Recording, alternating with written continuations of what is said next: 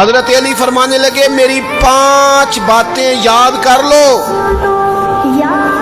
اور فرمانے لگے اونٹوں پر بیٹھ کر تلاش کرنے نکلو گے تو یہ باتیں تمہیں ملیں گی کہیں بھی نہیں، لینے سے نہیں چیزیں ملیں گی۔ فرمانے لگے 5 باتیں لے لو یار حضرت شیر خدا کی 5 باتیں، آج اس کو سبق کے طور پر رٹا لگا لو، اسے یاد کر لو، دل میں بٹھا لو۔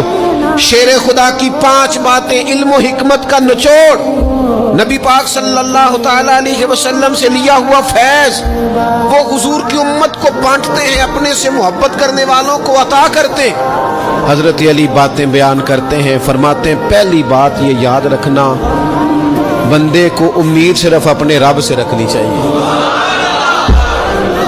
جیت جاؤ گے دوستو دنیا میں اگر یہ بات آ گئی، بچ جاؤ گے، دل ٹھنڈا رہے گا، بے قراریاں، بے چینیاں، پریشانیاں جان چھوڑ جائیں گی۔ امید صرف اپنے رب سے رکھو۔ حضرت مولا علی شیر خدا رضی اللہ تعالیٰ عنہ دوسری بات بیان کرتے ہیں، فرماتے ہیں اپنے گناہوں سے ڈرا کرو۔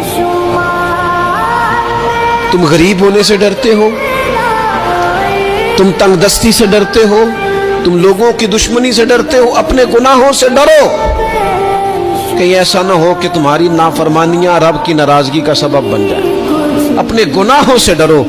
اور تیسرا مولا علی شیر خدا رضی اللہ تعالیٰ عنہ فرماتے ہیں اگر تم جاہل ہو نا، تمہیں پتہ نہیں، تو علم کے بارے میں سوال کرنے سے کبھی نہ شرمانا، پوچھ لینا فائدہ ہوگا، کسی سے بات کر لینا فائدہ ہوگا، کسی سے سیکھ لینا نفع ہو جائے گا، کسی کو مان لینا اپنا استاد، زندگی بھر سمجھدار ہو جاؤ گے، فیض یاب ہو جاؤ گے۔